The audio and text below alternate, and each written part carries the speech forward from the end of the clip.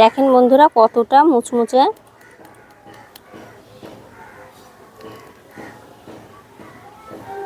আর ভিতর থেকে কতটা সফট। নমস্কার বন্ধুরা, কাঁঠালের সিজন তো চলে এসেছে, তার জন্য আমি সামনে কাঁঠাল নিয়ে বসে পড়েছি। এই কাঁঠাল দিয়ে আপনাদের সঙ্গে আমি শেয়ার করছি কাঁঠালের বড়া। 5 মিনিটের মধ্যে তৈরি করে দেখাবো। আপনারা আমের বড়াতে খুবই ভালোবাসা দিয়েছেন আমাকে, তো চাইছি আপনাদের কাছে যে কাঁঠালের বড়াটাও তেমনই ভালোবাসা দিবেন। আপনারা দেখতে থাকেন পুরো ভিডিওটা। আপনারাও বাড়িতে 5 মিনিটের মধ্যে তৈরি করে নিতে পারেন এই কাঁঠালের বড়ার রেসিপিটা। কাঁঠালটা এখন ভেঙে নেব। পাকা কাঁঠাল আছে।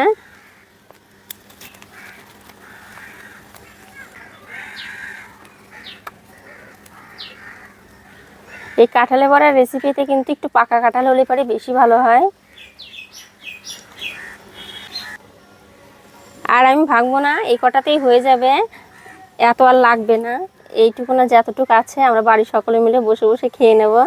কাঁঠালের বিচিটা এখন বের করে নেব। এই কাঁঠালের বিচি দিয়েও কিন্তু অনেকগুলো রেসিপি হয়, যেটা আপনারা কমেন্টে একজনও জানান তাহলে কিন্তু সেই রেসিপিটা নিয়ে আমি আসবো।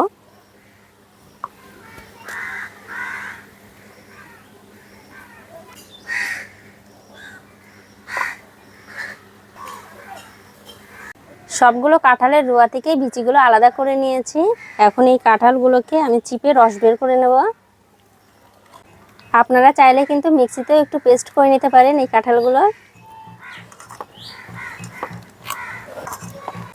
যেহেতু এটা বেশি পাকা কাঁঠাল, তার জন্য আমি হাত দিয়েই করে নিচ্ছি, হাত দিয়ে হয়ে যাবে।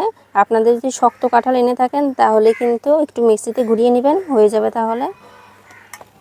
কাঁঠালটাকে খুব সুন্দর করে মেখে নরম করে নিয়েছি, এখন ছেঁকে নেব। এরকম একটা নেট টাইপের নিয়েছি।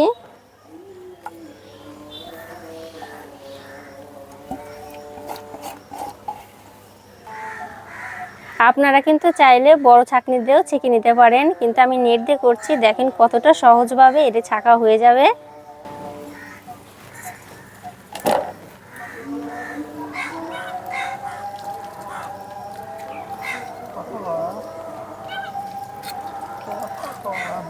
দেখলেন কতটা সহজভাবে ছাঁকা হয়ে গেল।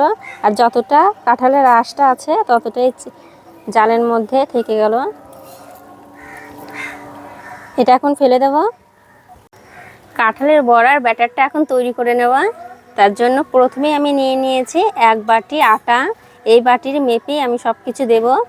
আপনারা চাইলে কোনো কাপ বা বাটি মেপেও দিতে পারেন।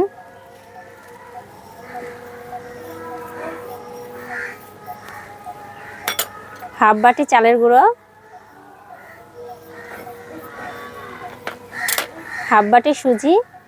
চালের গুঁড়ো সুজিটা দিলে পরে কি মুচমুচে হবে, ভালো লাগবে খেতে। হাফ বাটি চিনি, যতটা মিষ্টি খেতে পছন্দ করবেন ততটা চিনি দিবেন। আর একটু মৌরি, মৌটা দিলে পরে খেতে ভালো লাগবে, সুন্দর একটা সেন্ট বেরোবে। আর একটু সামান্য লবণ। এখন মেখে নেব।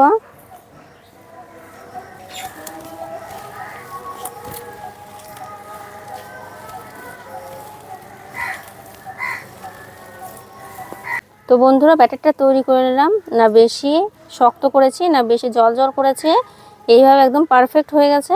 আপনাদের যদি মনে হয় একটু শক্ত আছে তাহলে কিন্তু জল ইউজ করতে পারেন বা দুধ ইউজ করতে পারেন।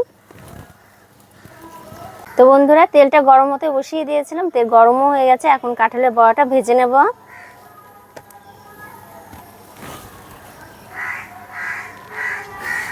সন্ধ্যাবেলা যদি কিছু খেতে ইচ্ছা করেন তাহলে কিন্তু এই কাঁঠালের রেসিপিটা আপনারা করে নিতে পারেন। আর বছরে কয়েকদিনের জন্যই তো কাঁঠালটা আসে, আপনারা কিন্তু এই কয়েকদিনে সব রকমের রেসিপি আপনারা করে নিতে পারেন। যেমন কাঁঠালের বড়া, কাঁঠালের মালপোয়া। তো এই রেসিপিটা দেখে কিন্তু একদম পারফেক্ট কাঁঠালের বড়া আপনারা বাড়িতে তৈরি করে নিতে পারবেন। দেখেন বন্ধুরা কত সুন্দর গোল গোল হয়ে ফুলে যাচ্ছে। উল্টে পাল্টে লাল করে ভেজে নেব।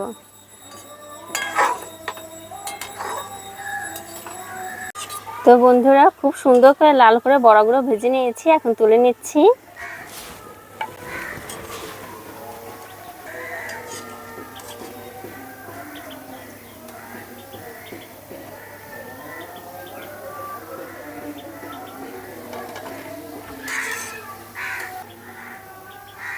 সবগুলো একইভাবে ভেজে নেব।